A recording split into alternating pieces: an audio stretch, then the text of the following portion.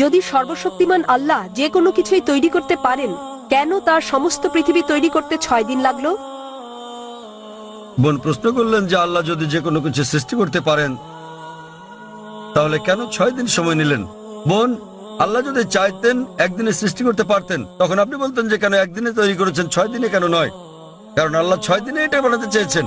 কোরআন বলে যে আল্লাহ যা ইচ্ছা করেন তাই সৃষ্টি করতে পারেন। অনেক আয়াত আছে, আল্লাহ বলেন কোরআনে সূরা আলে ইমরান অধ্যায় 3 আয়াত নম্বর 59, ইন্না মাসালা ঈসা ইনদাল্লাহি কামাসাল আদম খালাকা মিন তুরাব সুম্মা ক্বালা লাহু কুন ফায়াকুন। আল্লাহ আদম আলাইহিস সালামকে সৃষ্টি করেছেন, যেমন তিনি যীশু খ্রিস্টকে সৃষ্টি করেছেন ধুলো থেকে। তিনি বলেন হও আর তা হয়ে যায়। তো আল্লাহ যখন কিছু সৃষ্টি করতে চান তিনি বলেন হওয়ার হয়ে যায়। তিনি ইচ্ছে করলেই এটা হয়ে যায়। আল্লাহ যদি ইচ্ছে করেন আপনি 9 মাস পরে জন্মাবেন, তাহলে আপনি 9 মাস পরে জন্ম নেবেন। আল্লাহ যদি চান 1 সেকেন্ডে, তাহলে মাত্র 1 সেকেন্ডেই।